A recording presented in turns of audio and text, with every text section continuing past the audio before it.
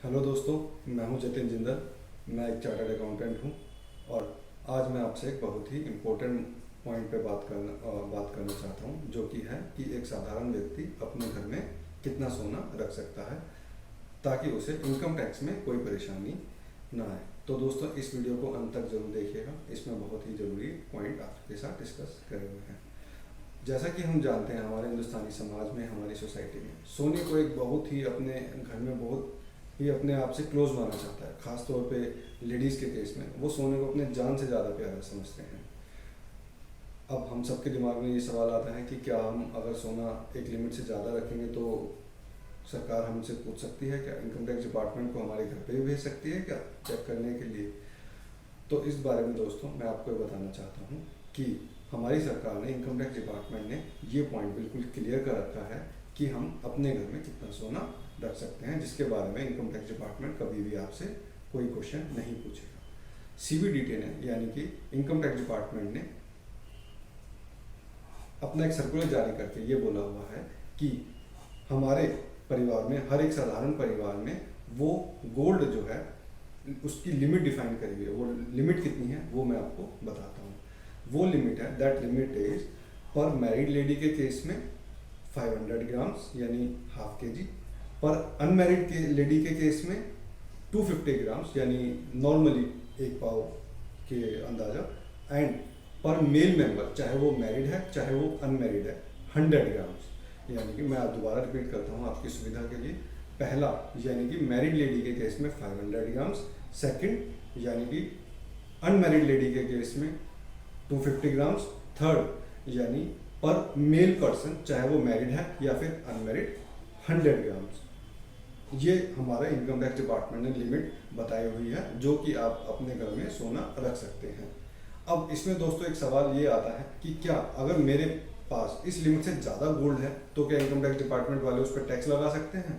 नहीं दोस्तों, इसका जवाब ये है, अगर आपने गोल्ड परचेज किया है और वो आपके जो आपने अपनी इनकम के साधन इनकम टैक्स डिपार्टमेंट में अपनी इनकम टैक्स रिटर्न में दिखाए हुए हैं, वो आपके उन्हीं सोर्सेज जो हैं, सपोज आपकी सैलरी इनकम से है जिस पे आपने टैक्स दिया हुआ है, तो आपके ऊपर इनकम टैक्स डिपार्टमेंट कोई भी टैक्स नहीं लगा सकता, ना ही उस गोल्ड को जब्त कर सकता।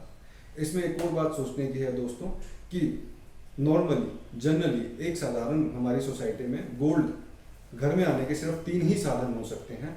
पहला, हमने परचेज करा हो, दूसरा हमने गिफ्ट लिया हो, या फिर तीसरा हमें इनहेरिटेंस में मिला हो।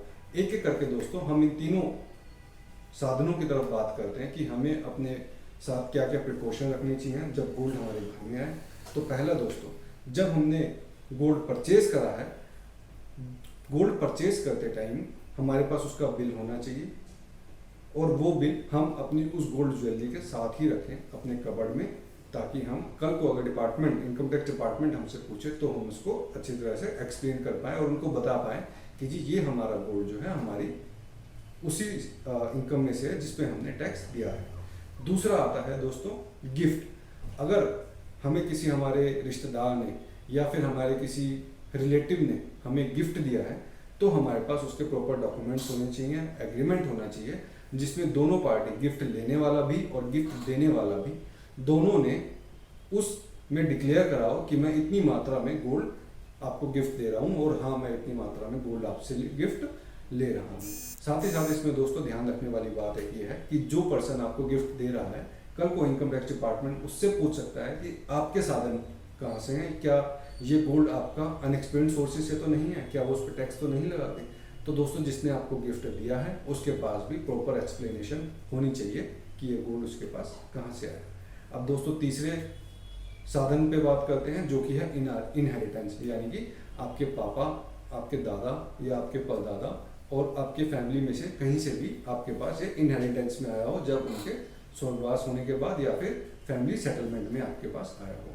तो दोस्तों, इस सिनारियो में हमारे पास कोई ना कोई डॉक्यूमेंट हमें बना के रखना चाहिए। फॉर एग्जांपल, विल हो सकता है, या फिर इनहेरिटेंस डीड हो सकती है, या फिर हमारे पास फैमिली सेटलमेंट डीड हो सकती है, जिसपे सब लोगों के, जो भी उस परिवार के सदस्य हैं या जो बिल बनाने वाला है, उसके दस्तखत हों, उसके सिग्नेचर हों।